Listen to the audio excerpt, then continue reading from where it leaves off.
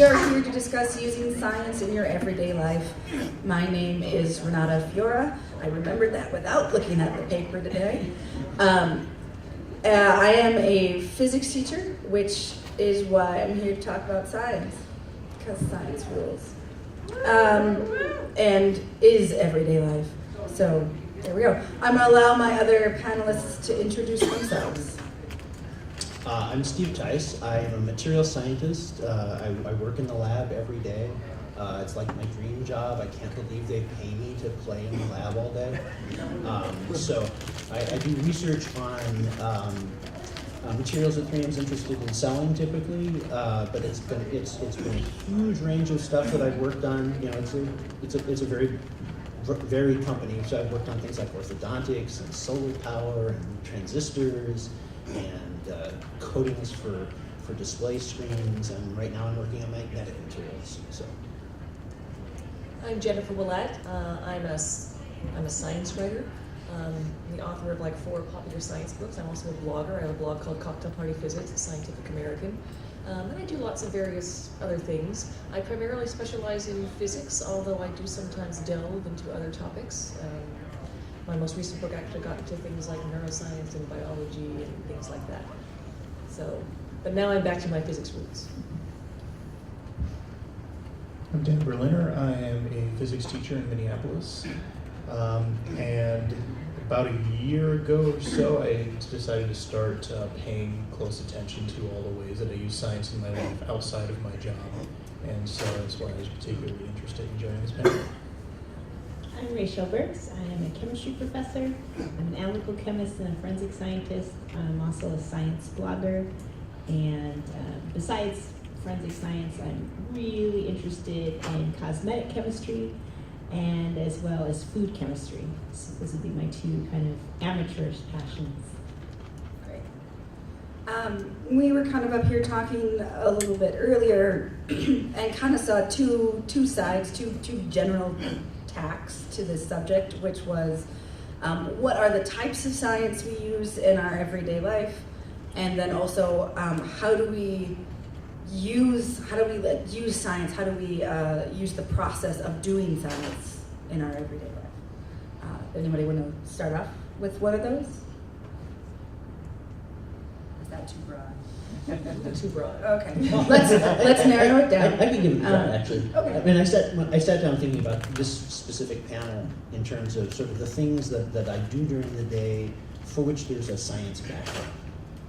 And the more I looked, the more I found. And literally, I couldn't think of anything that I do, from eating breakfast, going to the bathroom, driving to work. All of that stuff has really an incredible depth of science behind it that we kind of rely on to work every day.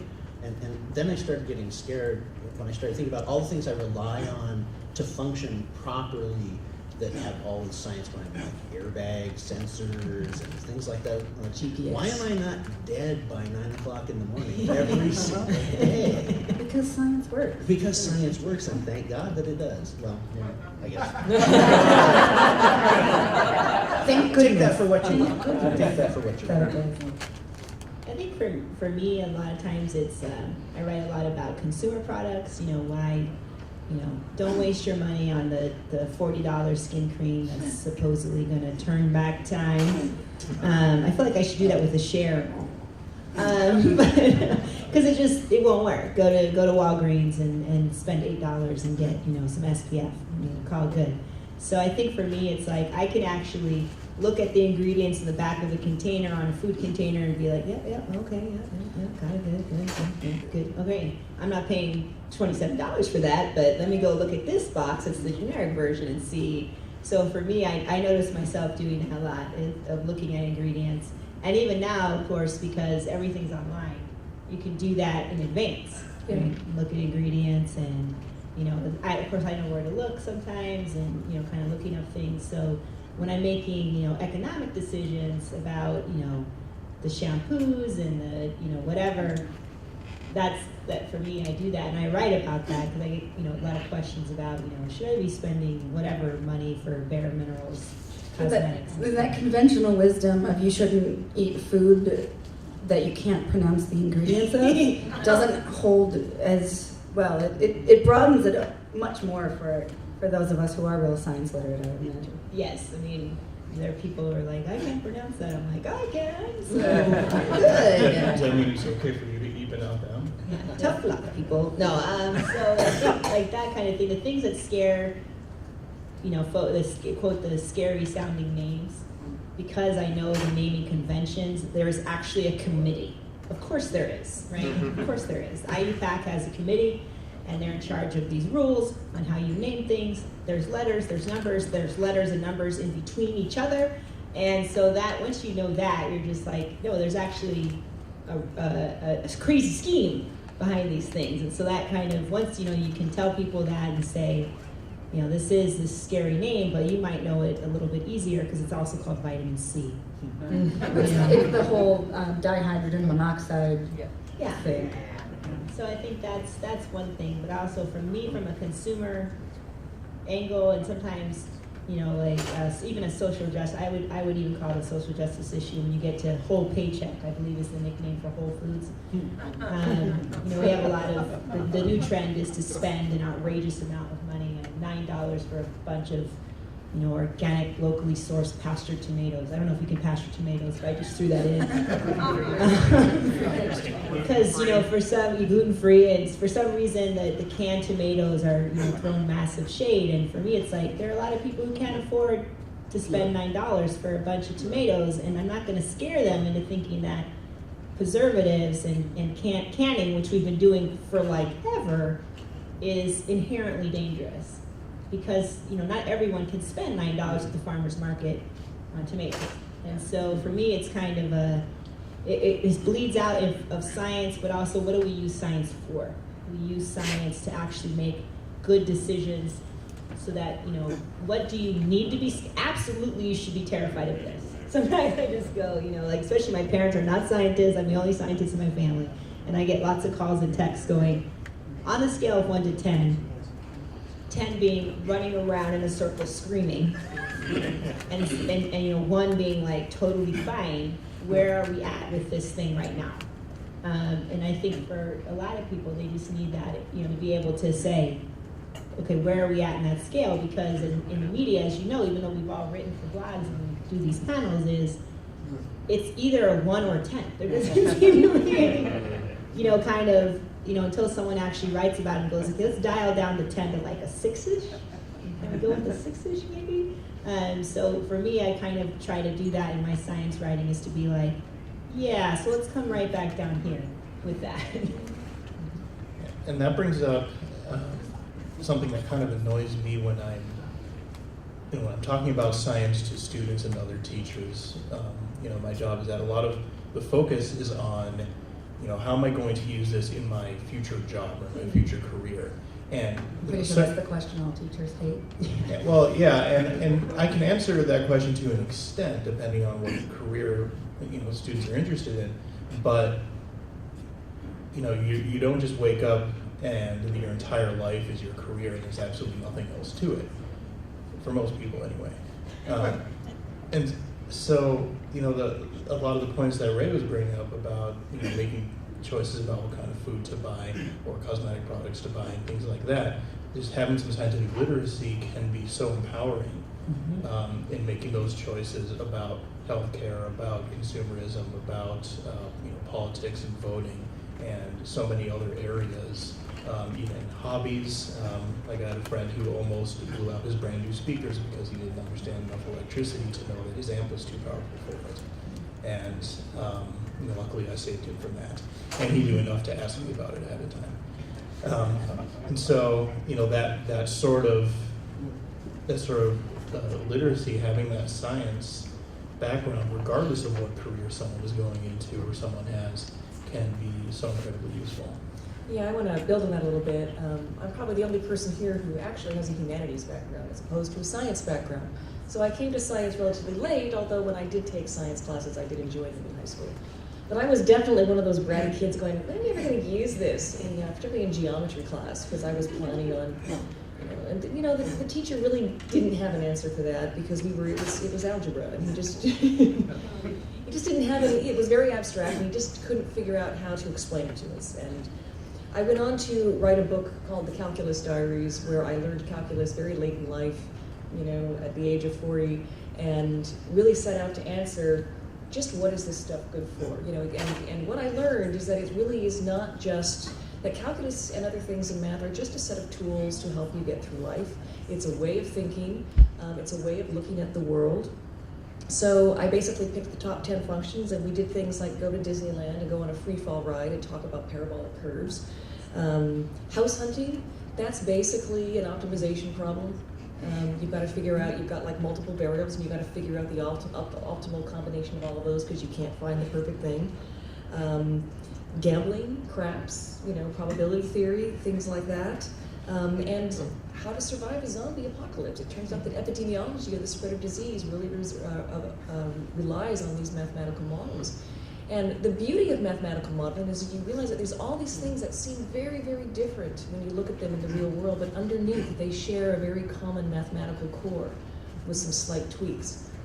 So the story that I like to tell that really woke me up to the need for, expanding my perceptions of the world around us was my husband is a physicist, and right after we got engaged, we drove down the California coast, and we hit like Monterey right around sunset.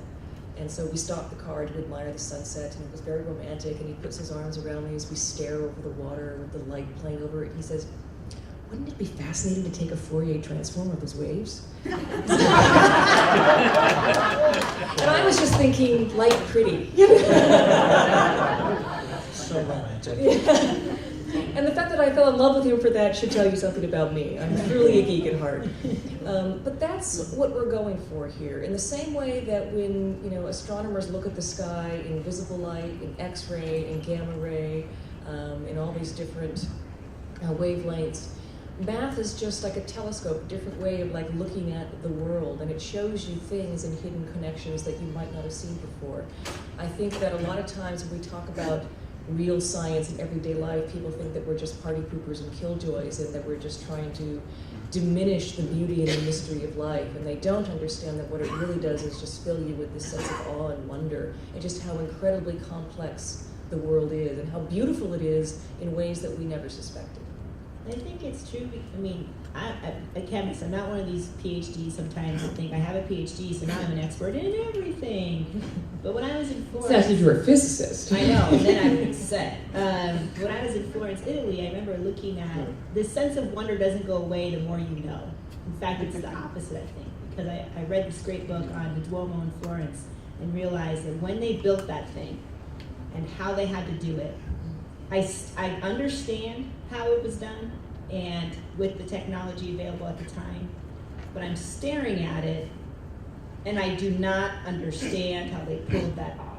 I do, but I don't at the same time. When you look at something like that, the magnitude of it and how it took over 100 years to do, and just even when you know all the details and the physics and the architecture and the math and the calculations, curves, baby. to build a dome and to make the weight not make the building sink, and all of that, you still look at it and it's stunning, and it's more stunning because you realize that someone that doesn't even have some of the equations worked out that we have today to explain how it all works just knew for what, from practice, because of their life experience, that no, we're going to have to put this here and this angle is going to have to be right here, and it made it more impressive. I just, this gaping mouth American just, and all these, people are walking by and I'm taking pictures of it from every conceivable angle because I just can't believe that this thing is it's still here. I mean, that's the other thing. Yeah, it's still standing. I actually interviewed a guy at MIT named John Oxendorf or something like that, and he actually studies domes. He studies those sorts of things. And among other things, I found that Gaudi, they didn't have computer modeling. They didn't really understand a lot about that, but they did understand something that Robert Hooke first expressed in the 1600s. As hangs the flexible chain, so inverted stands the rigid arch. Because it's the difference between tension and compression. And you get perfect tension when you hang a chain, and then you just invert that shape and you get this perfect solid arch. And Gaudi apparently used to do that. He used to make plaster molds and hang them upside down and let them hang to get the lines of force right. But a lot of these people didn't even do that. No. And I think the wonder is still there. For me, it's magnified because I can almost get scientifically sometimes how it works. And I don't think it's because you want to quote demystify something. To me, I think it's no. Let's talk about how even more impressive this thing is. I think it's sort of like looking at a jigsaw puzzle, and you know, you can look at it from a distance, and it's beautiful and it's wonderful, and then you can get up and see the tiny details and notice how they all just fit together, or impressionistic paintings, and it becomes even more, as you're saying, even more, because you see the detail.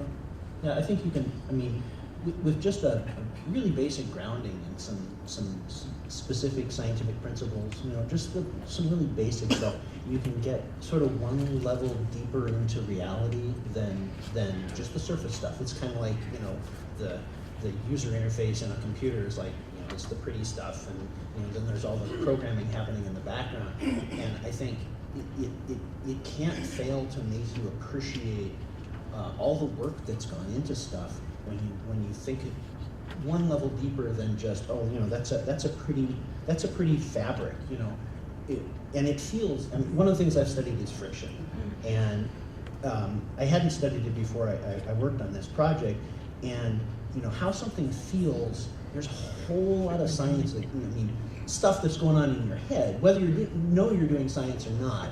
You know, the feedback that you get when you touch something, and how that gets tuned. You know, when you're trying to move your fingers across a surface at a specific speed, you know, you're using a feedback loop of forces in your head.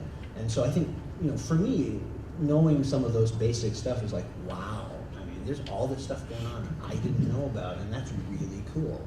It doesn't have to, I mean, it could be in the kitchen. I think one of the best things, especially being a chemistry teacher, is, you know, when you explain to students what mayonnaise is, and why, like, what I call old school mayonnaise, you're like, no, you know, why it's separated, and talk about all of that, or whipped topping, like that. It's so funny to me. They're like, yeah, whipped topping, get on my frappuccino, whatever. But when you tell them what it is, all of a sudden they're like, it's magic in a can. Like, you know, or you know, you talk about kind of, you know, the chemistry. We're doing a salon tomorrow in the skeptics room. That, you know, roses, anthocyan dyes are pH indicators. So you flip the pH and you can get colors ranging from greens and blues to the colors that we're used to in roses of reds, purples, and pinks. And that's all very easy to do with lemon juice and baking soda. You know, it's the kitchen kind of stuff. And why do, I mean, people have known that because you wanted to make rose jelly, which is a classic, you know, European recipe, is they didn't like it to be brown. So one day somebody was like, let's throw some lemon juice in. Boom, pink. And so a lot of the stuff that, you know, that we know about, that we call it highbrow science, is because we wanted to cook something cool or drink something cool, and then we were like, let's figure out why it's cool, or why it works, or why, you know, a tequila sunrise, because Jen and I bond over cocktails all the time. Why? You gotta, you know, use the right, quote, the right alcohol, which would be by density, and you should pour it in a specific way, and don't put it in a shaker. Like, you know, like, so some of those things, it can be frivolous to... Sometimes there are egg whites involved. Sometimes you know, why do we use egg whites for some drinks and not others? And how hard do you have to shake it if it goes in the shaker? And of course, the eternal question is shaken or stirred? Many debates have been fought over this. So it can be, it doesn't always have to be, quote, you know, serious. It can be something, quote, silly, because you just want to know, well, why does this work this way? Yeah, actually, there's a wonderful book called Universal Foam by Sid Perkowitz, and it was based on the talk he gave on foamy food and drink. You know, the foam on the head of a beer, you know, the meringue around a baked Alaska, which acts, you know, you actually cook it and bake it, but the ice cream inside actually doesn't cook because there's an insulator, and all these different ways. And he ended up tying that ultimately to, like, the universe, because it turns out there's kind of a foamy, bubbly structure to when you look at the universe. And again, it's that underlying thing. You know, you start out with something very, very similar and commonplace and that we all experience and we all love, but you can find these tie-ins to things that seem so esoteric and far removed, and you realize that they're not. I think cooks and chefs, definitely. If you're a serious baker, if you're serious, you know, if you're one of those diehard folks, or you're in the kitchen all the time, you know, experimenting, or you're, you know, kind of an amateur bartender, a professional one, you know, sorry, I'm gonna draft you into, you're now a chemist. So welcome. Well, there's this whole molecular mixology Yes, thing, yes. of course. I did a piece for this on mental floss. We spend our Thanksgivings in Vegas, and there was one particular Vegas trip. The Cosmopolitan Hotel had opened this new bar, the Chandelier Bar, that had 3 levels, and one level was these scientific cocktails, molecular mixology. So we actually interviewed the woman, she's a tall blonde drink of water, who was a former Miss Tequila, who ended up falling in love with cocktails and getting a chemistry degree. And and then she became a very highly paid, you know, bar mixer, you know, in Vegas. And she actually brought out things with liquid nitrogen and weird kind of Szechuan peppers that would dull the tongue and would change your perception of taste.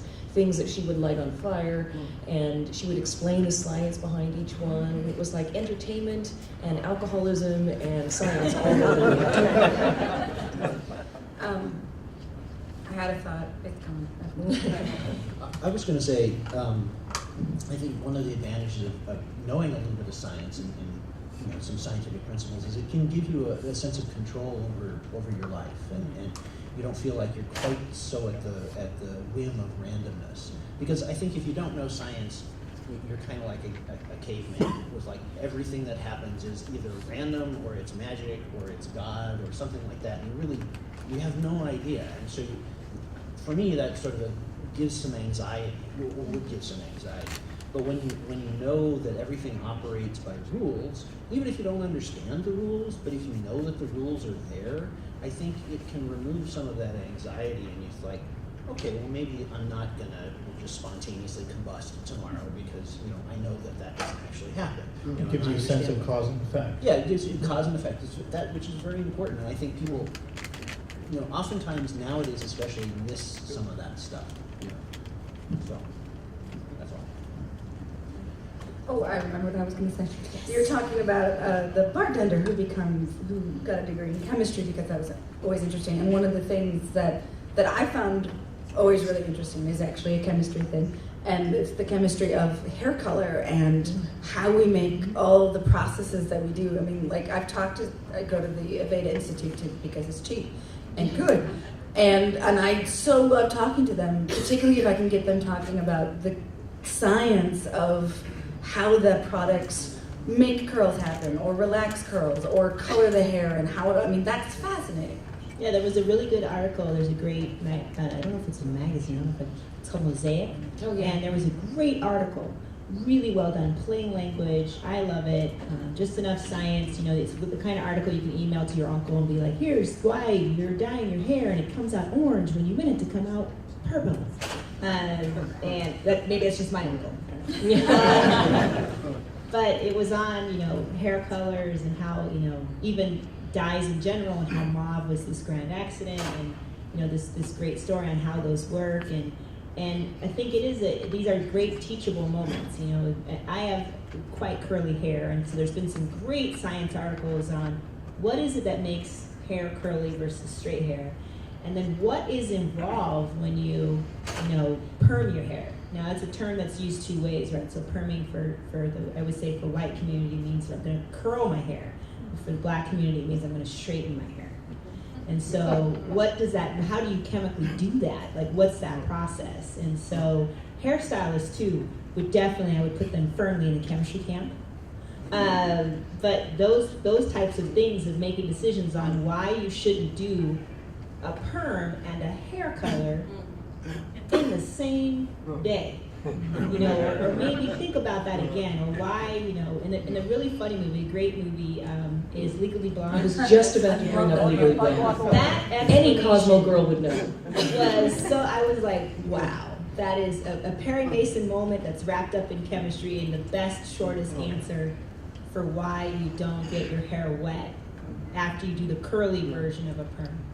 And you know, those types of moments of, you know, the instructions that we, like Steve was saying earlier, we just take it for granted. We hear these instructions, you know, like, okay, well, I've just, you know, home bleached my teeth, and I need to not do this for a half an hour, or I've just done this to my hair and I need to not do this for, like, why is that? Like, actually knowing why that is. sometimes we don't take that extra step, even if we are the scientists. Like a friend of mine who's a field biologist is in Tanzania right now. She has a field vehicle, and she was like, I put water in the radiator, in the coolant tank, and I said, why would you do that? We invented ethylene glycol for a reason. She's like, I don't know why my car's not running right. And I was just like, you gotta flush the water out and actually put in coolant fluid, because you're in Tanzania. And you're running it in the bush. And so I think that's the thing too, is even, scientists, we're in our area, we're in our lane, and even we don't know, just like I don't deal with living things. So, getting the lowdown and, that will kill it. Because I remember I was talking to a colleague and I was like, why don't you just flip it upside down and it'll be easier to photograph? And she was like, because the plant will die? And I was like, oh, I didn't know that. So, I guess I want to really stress that, scientists themselves, we're very specialized. So we too, we're always branching out. I just took programming up this year and realized a whole greater level of respect. That the thing I think is, well, why can't we just have a button that like, blah, blah, blah? Because that takes, I now know it takes like hundreds of lines of code. And so you learn that, and you get a real healthy respect, even if you don't become like an aficionado at it. And I think that's what I like about it, is making better decisions, but also you have a greater respect for how much work, what you think is easy, how much that takes. And I like being able to be a little bit more empathetic about it. I was going to change the subject slightly, if that's okay. Because I'm pretty sure we could talk for hours on end about all the cool science things that are in our everyday lives. But the other kind of approach that we talked about, and we've mentioned a little bit, relates to the how do we do science in our everyday lives. And you kind of brought up the point, and it answers my answer to the why do we need to learn this question, which is, well, you know what, the actual facts that I'm teaching you, the knowledge itself, maybe you don't need, but the processing, the skill set you're learning in order to learn these facts, that's something that's going to be important. So I was wondering if we could talk a little bit about, before we open it up to questions, a little bit about what is it about our scientific method, not the mythical scientific method, but what is it about our way of doing science that we then use in our approach to living our everyday human lives? Well, I think one thing that's really important is understanding the quality of your information sources. Like if I'm trying to make a decision about a political thing or anything that's not science-based, there's all kinds of information out there on the internet, and a lot of it is utterly worthless. But it all purports to be perfect, and the best information out there. So finding, just like with any experiment that I do, you have to clear away as many of the variables as possible, because if you leave too many variables in, then if the thing works or doesn't work, you have no idea why. So you need to find a few sources of information that you are reasonably trustworthy, and try to find ones that don't follow your own biases. I mean, because we all have them, and so it's tempting to just listen to people that agree with you, because that's nice, but you tend to miss things that way, and you certainly don't understand people who disagree with you if you do that. So it's always good to delve into, like, what are the biases of the individuals that are reporting this have, and factor that in. It doesn't mean they're wrong, but it means, like, okay, that's the direction they're coming from. Right. I would kind of build on that. To me, the biggest thing is, what is a model? Because I think that that's something that people with some background in science take for granted. It's one of those things that it's like, what is a function in calculus? And it's something that is so basic that you just kind of spit out, the standard definition, and you don't stop to think, well, what is this? When I asked my husband, well, what is a function? I've read all the definitions, I know how to define it, but I don't really understand where it comes from. And how do you build a function? And he ran me through this exercise of like an equation and figuring out the values, each value, possible value, and then plotting it out in a graph, and then you see this beautiful curve emerge. And that's the curve, the face of the function and what it looks like, and that's where our functions come from. And we use those to model the world around us. What a physicist does is see a system, say, well, that looks a little bit like this. This is a function that I know, so maybe I can like take this, kind of lay it over there and then tweak it a little bit to see if I can get something based on that will fit. And that is basically what physicists do. But it's not just what physicists do, because human beings are natural model makers. We are always looking for patterns. We are always trying to make sense of the world, whether we know it or not. Neuroscientists talk about prior schemas and priors and the models that we build in our mind. We do it when we meet new people. We construct a simple model, and then we flesh out that model the better we get to know them. And if they do something that doesn't fit that model, we freak out. So just, I think, getting people acquainted with the notion of model building and how it seems something like scary and something only smart scientists do or physicists do, is something everybody does to varying degrees. I would like to first just add on a little bit to something that Renato was saying about how maybe you might not use a particular fact, but you might use the way of thinking and problem solving. And sometimes you do need to end up using some particular facts that you learn, but I can't predict what those situations will be. There are just random crazy situations that have come in my life where I've had to use something from physics or something that I've used or that I happen to learn from some other field of science. And I could never have predicted those situations ahead of time. And the thing is, if I had not known that science, if I had not had those skills, those situations would have come and gone. I probably wouldn't have even realized that I could have done something better with that knowledge. But then to extend on what Jennifer was saying, so I just lost it. It's models, baby. Oh yes, models. That when you get a lot of practice with this sort of thing, with with understanding how you have models for something and you can kind of tweak it and get it to fit something else, you can really extend that to things outside of science and be like, oh, here's some new problem. I have not encountered this problem before, but it's very similar to some other problem that I've solved in the past. And getting a lot of practice with that sort of problem solving, like I'm not even realizing that I'm thinking scientifically, it's just my brain automatically does. Just, oh, let me try to solve this problem the same way I solved that other problem. It might not work perfectly, but I'll tweak it a little bit. And I think, for myself, I think I do the same. So it's the problem solving, I'm more of a theoretical physicist than practical one. So I do a lot of, I'm going to list down everything I know.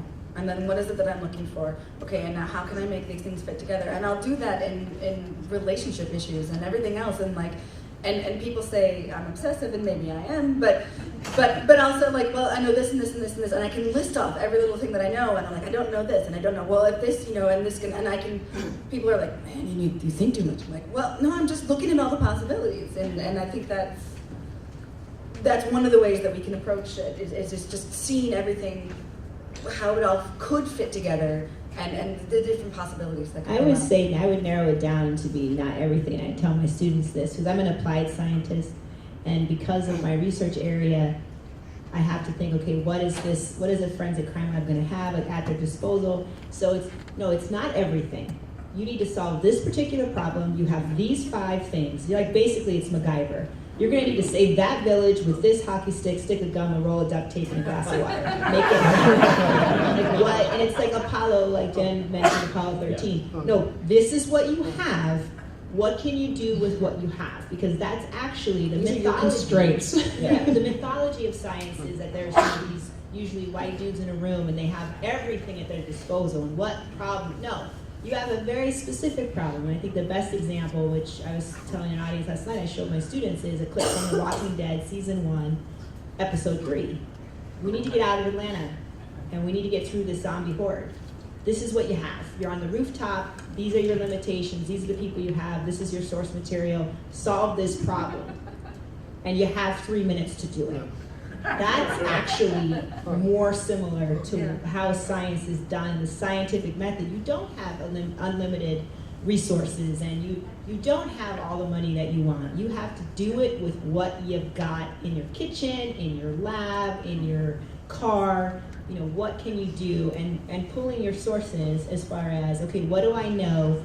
What do I remember? What's the material here? Who else is in the room? Pulling that all together and saying, how can we do something good enough for right now?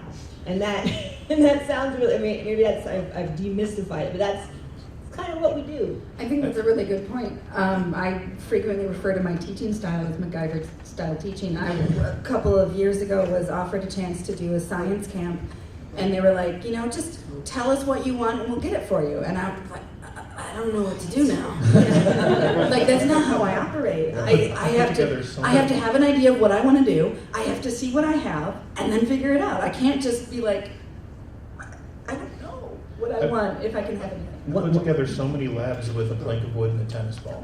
One of the things that comes up all the time in my work is that I don't know necessarily anything about the field that I'm being asked to answer a question in. It happens all the time. I'm a physicist, I'm surrounded by chemists, and they're working on products and tape and stuff. I don't know anything about any of that stuff. So it can be really intimidating when somebody comes and asks me a problem, like how do we solve this? And one of the things I've learned how to do is dig into a problem to find what are the critical things we have to answer. That's a science technique that everybody can use. Is like, you've got something that you want to do, and it's got lots of things you have to accomplish, but there are usually one or two really key things that you're going to have to figure out how to do, and you really want to attack those first, because if you're not going to get those, all the rest of the work's not going to. I try to tell this to my kids all the time. It's like they're working on a project at the school or something. It's like, you spent 2 hours trying to figure out how to get this font to be the shape that you want, or you used Microsoft Paint to design some structure. Like, you wasted so much of your time, and you've got this thing which you still have no idea how to solve, and it's due tomorrow. It's like, why? That's the thing you should have gone after from the very beginning, because that's going to get you most of the way there. Right. The rest is just. Yeah, the rest is Right. a lot of times you can just skip the rest of it. It's once you get that key bit. You want to be pretty. If you want it to be pretty, right? But at work, a lot of times, like, okay, pretty is not necessary. It's like, okay, can we do this or can we not do this? If we can't do this, let's stop working on it. We'll waste resources on it, people, time, money, whatever. If we can do it, what are the things? You got to build it up like that. It's So like it's my like dad. you- Sorry. So what you do is you identify the thing that needs to be solved, and you look at the various properties of all these different materials and compounds and things, and start mixing and matching until you find something that can address the problem. Yeah, usually that's the thing. And usually I've got to figure out what is it that I have to know, because I can't know all the stuff that they're going to need to know. It's like I have to be able to solve it with the information in the brain that I have. So it's like, okay, I'm never going to understand.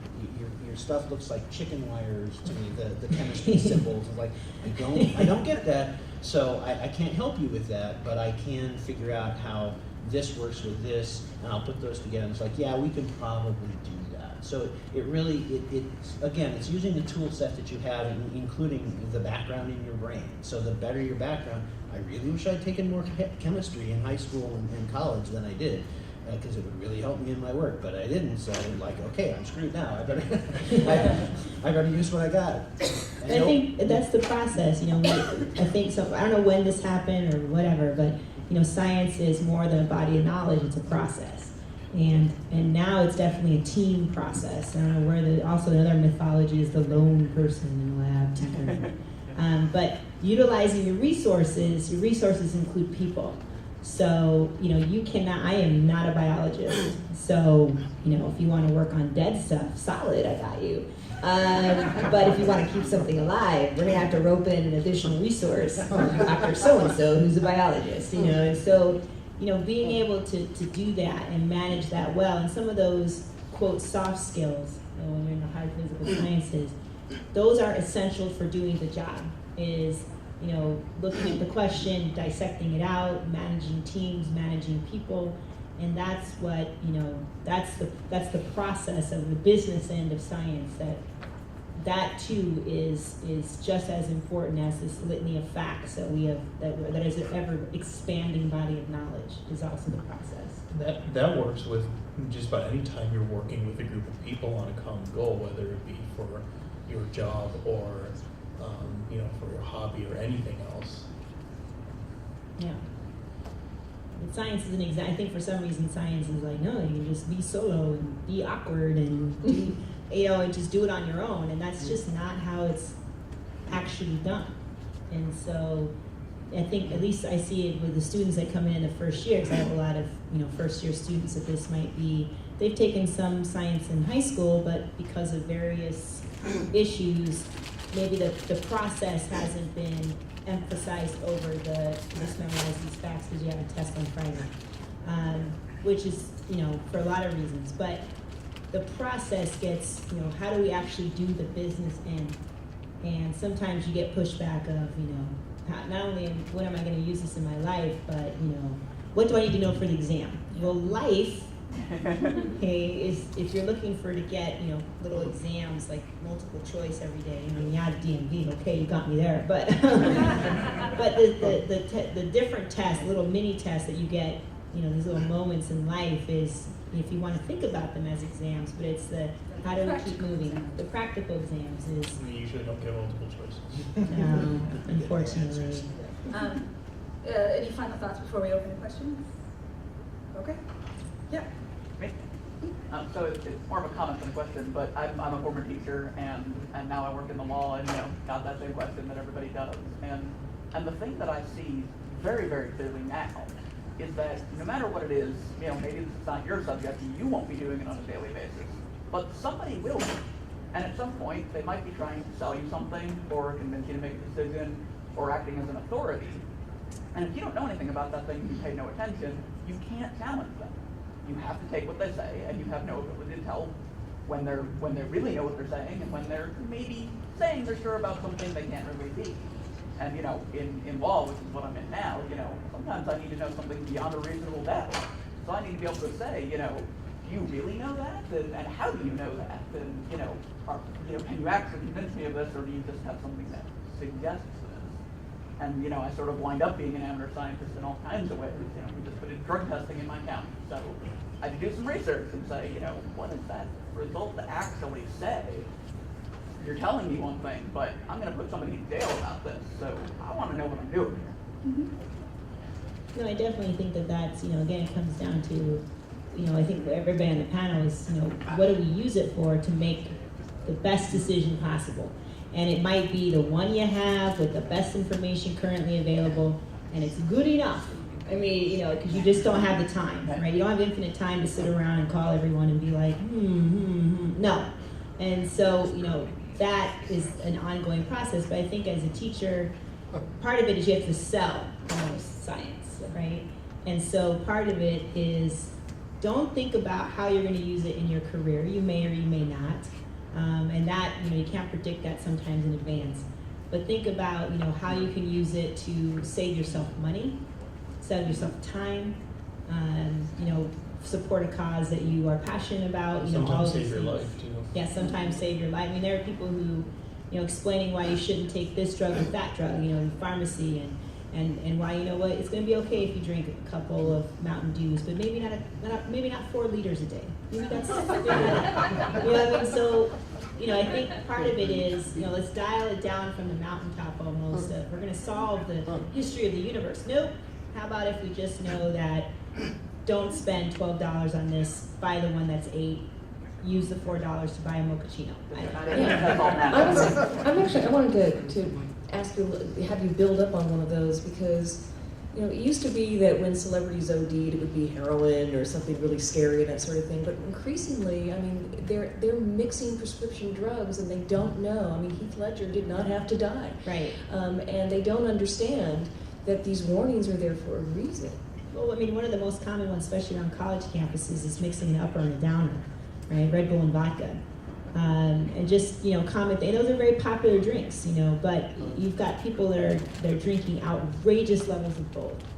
And then thinking, I'm going to wake up 4 hours later for my class and down a pot of coffee when you're probably still intoxicated. Like it's not even a judgment on lifestyle choices. It's more like, here's what I'm actually going to need you to do so you don't end up in the emergency room. Like the basics of, this type of stuff. And sometimes that means that the examples we use in class are these types of examples with almost free of judgment. And I mean judgment in a way of, you shouldn't be drinking that, but no, more about, if you are going to go and have some drinks with your homies, then how about you not do that and also these other, kind of bad habits. So it's kind of, and this is why you shouldn't do that, because your kidneys are not magic. So I think that's part of it too, is we have to, as educators and practitioners, and it gets back to kind of a bias, is can we still dispense facts for use and not attach to that a value judgment on the choices you're making, just so that you don't make such a series of decisions that you physically hurt yourself. Do you see that the science teaching community may be having a swing towards that more practical application? Because at least when I was in high school and I took some of the science classes, it was very much the what do you need for the exam. And it's one of those, like, if we have that practical knowledge, maybe not necessarily going to Disney World, but hey, this is what you're doing with these things, and these are the things you need to know for these students. Do you see maybe the science classes kind of swinging that way? I think there's a pull in both directions. You have legislatures coming in and saying, you have to take these 5 million standardized tests, and your job performance is based on that, and whether or not your school gets money is based on that. So there is a pressure to teach to the test. But on the other side of that, you have the research in education saying, no, it's about problem solving. An example that I can clearly state is just last year, the advanced placement physics, algebra-based physics course got completely redesigned away from know this equation, know this one, know how to use it, and more towards, here are the big ideas. Can you write a coherent paragraph about the physics involved? I would love that. It is much more reason-based rather than math-based necessarily, and so I think you get it's both of that, and the push, at least that I've seen in science education, is more towards the open inquiry, sort of like, here's a problem, solve it. So. There's also kind of a trend, there's also kind of a trend towards informal learning programs and environments. I have a long-standing connection, association with the American Physical Society, and they have, physics quest kits and Spectra comic books and things that, tell little stories, and they're designed to be used in the classroom. They actually go through a lot of trouble building up a kit based on, electricity and magnetism and all these basic things that are part of the core curriculum, because they're trying to help teachers teach to the test and also, be able to get the kids engaged and have fun and actually solve the problem. And they test it, and it's actually very hard because everything has to be robust, and you have to have really cheap materials that can be sent to everybody, because, and it works very, very well. You have physics teachers taking their kids to, roller coasters at Six Flags and strapping them with accelerometers and teaching them to take data and things like that. And the great thing about that is now most students carry a really fantastic there are several data apps. collection. Yeah, there's an app for that. Right? I think there's a real push too. There's a disconnect, and I'm not a K-12 educator. I work at the college level, but I think it's easy sometimes for people who do work at the college level to be like, I wish these high school teachers would just blah, blah, blah, blah, blah. Yeah, it's not actually under their control. And I think there's a real hard conversation that, always gets had, but the result, it's not a problem you can fix, is K-12 education in the public school system is not actually set by the people who should be doing it. And then, the problems get multiplied, and there's a huge difference between the education, just the practice of going to class and how that's run versus high school. It's a big culture shock to get to college.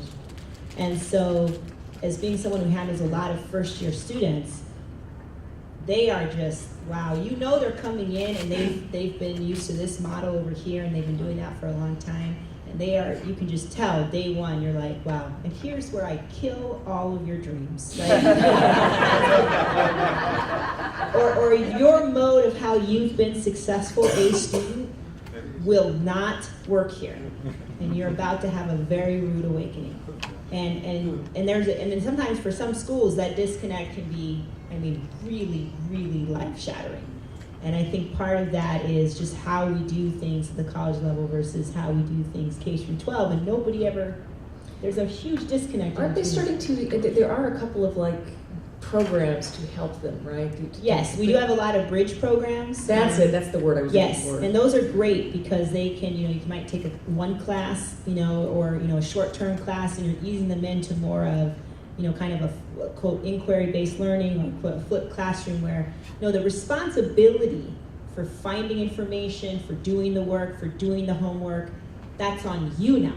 We told you when it was due. It's that piece of paper we gave you day one. No one's going to email you. No one's calling your mom, your dad, and we expect you to do it in advance and come with questions. If you need help, you need to come to my office. Like all of that kind of stuff. They're eased into that in a bridge program, which can really, it's a culture shock. And that's when, a lot of education research is about how do you help people adapt to this fundamental change in culture and the process. There's something similar when you go from undergrad to grad school as well. Absolutely. And they're starting to put bridge programs in there because now, in addition to being, it's not even like assignments or learning, you actually have to come up with your own research questions and design your own ways of testing it and have your own projects and work independently and then also confer with other people. You have to learn the culture of your field right away. Right, and I think, if we're in the working world, the same thing goes there, right? If you go out of college into the workplace, if you make a transition, say, like my dad from being, Marine to going into being in the U.S. Post Office for a few years, that's a massive culture shock. And learning how to adapt in that new work environment, and that is the same for education, is the process and the culture is different. And I think sometimes in the sciences, because we think we're very I don't know, this is pure objective, no, we have a culture, and we have a process, and we have kind of our own kind of fraternities, and that is, how do you work within that environment, how do you do that is just as important as your intellectual capabilities. In fact, I would almost say it's more so, because if you cannot work within the confines of your group, the group will boot you like Survivor.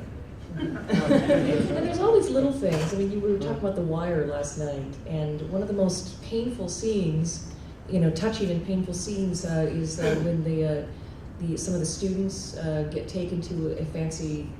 They got taken to a Ruth's Chris steakhouse. So it's not even like a Michelin-starred restaurant, but they didn't understand the items on the menu. They didn't know how to order. They didn't know how to act. And they got defensive and belligerent because they didn't like being made to feel small. Right. And what it really brought into sharp relief is there's all these things we don't think about. My husband is a PhD physicist and he got his PhD from Harvard, and it all sounds very impressive, but he is the son of, red blue-collar Pennsylvania steelworkers. He's the only member of his family to go to grad school. He's the only scientist.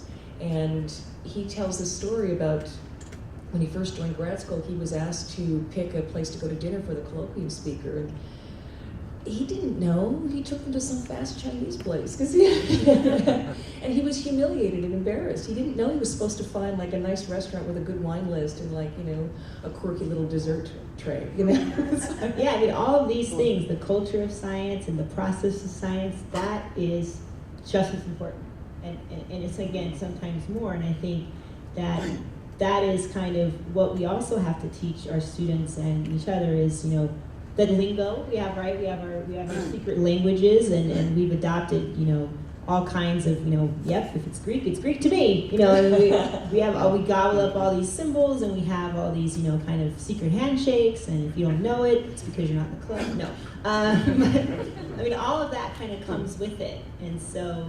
Again, it's not just the body of knowledge, but the process, and the process is all of this kind of quote soft things, the humanities things too, that are essential. Yeah, correct.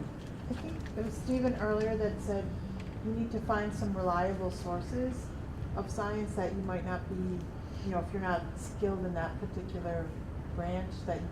So do you have any recommendations on sources? I swear by the Daily Mail. It really depends on the area that you're looking at. I mean, Wikipedia gets a lot of crap in high school and things like that, but I find that for the things that I've looked for on it, it's a pretty accurate guide, at least to start with. I usually try to find the scientific, if it's a scientific issue, climate change, for example, that's a hot topic. I try to find the people that that are trying to explain things and that have a background in the field, and they're not being supported by some particular political direction. So it's like I said, it's very situation dependent, and oftentimes I will, when I'm doing a search for something I don't know anything about, I'll look for stuff until I find what I think is the solution, but then I'll keep looking and I'll try to find sort of things that contradict that idea. And you sort of do a sniff check. It's like, if I can't find anybody that disagrees with it, that's probably true. But if I find people that disagree with it, well, then I have to play back, I play off these two and see, like, which one do I think is more consistent. And one thing I hate is when I read, somebody who's making an assertion about some fairly controversial subject, and they just come at it from one direction, and they don't even acknowledge the counter-arguments. So you have no way of knowing how they would respond to it, because I can usually think of like 5 or 6 questions I would have asked this individual, and if they don't have an answer for me, I get really suspicious that they're trying to snow me. So if I find people, like, especially ones that say these are the commonly asked questions or criticisms that are made, and here's how we address those, that's gold. That's gold standard, because most people aren't willing to go that level. I would put a little bit of a caution about Wikipedia. I mean, it's a good starting place for me as well. I actually love it, but I have to say the physics entries can be very badly written. They can be extremely high level. They can be very jargon heavy. I've seen, because every now and then occasionally I write about theoretical physics and some of these more advanced topics. It's all equations, and that's completely useless to most people. Where I do find them extremely useful is they really are sticklers for citing your sources. And so invariably I just skip right to the reference section, because they're going to link what the basic pioneering papers were in the field. If there's one significant paper that was a breakthrough that's been cited multiple times, it's going to be linked there. If there's a controversy surrounded, they're going to link to multiple different news sources and takes on it. If there's FAQs, also very, very useful. And if you look at some of these special sites, it's interesting. When CERN was starting up the Large Hadron Collider before it became such a big deal, they were developing their site, and I was asked to look over some of the existing one. And they had 2 sections describing the basics of particle physics, and one was for the general public, and one was for kids. And I basically said, you should just kill the one for the general public and just use the one for the kids, because you got it right. That's what you need to do. And so kids' sites can often be really good, because oftentimes scientists overestimate, they tend to just get rid of the jargon. They don't use big words. They get it right down to the basic fundamental things. And that's really what you're looking for. I would put a big plug in for social media. In fact, I think everybody on here is on Twitter. And people poo-poo Twitter for whatever. But I know I've learned a tremendous amount. There's a huge scientific presence. I mean, and people keep great lists, and it's curated well, and there are definitely folks. I would recommend Danielle Lee. She's a field biologist, and she also does something called You Should Know, where different scientists have filled out certain questionnaires. They're forced to answer kind of, this is my area of expertise, this is what I do in plain language, and you can do that. But also, there are lots of key science writers, science educators, people like myself who, if you tweet at us and say blah, blah, blah, we may not have time or do all, but we've probably got a link for you, or we'll say, hey, you have a question about, my go-to for sharks is at Why Sharks Matter. Whenever some kind of Shark Week, megalodon BS comes up, is we're going to know someone. If we're on social media, we're connected with lots of other scientists, and if you jump into the science pool on social media, you will find a group of really good folks. And the best thing too about what Steve was saying is, you'll see a discussion happen between scientists where they'll start asking each other questions, and it's not just a one-sided kind of a thing. It'll be a conversation, or an argument, or somebody has written on it on their. There's a lot of this one scientists on social media tend to also have blogs, and or they read a lot of blogs, and so there will be lots of suggestions where you thought your question hadn't been handled, maybe you just again didn't know where to look. A lot of information out there. I bet you somebody in that the science Twitter can send you link after link of, no, this is actually really good. This one, I like this one. Then you'll notice that their friend will say, yep, cosign. They'll retweet and cosign. And so that, I think, has really been powerful. I would recommend to check that out. Unfortunately, it is just past noon, so we are out of time. Thank you guys so much for coming. It was a really great panel. Thank you to our panelists. Enjoy the rest of the day.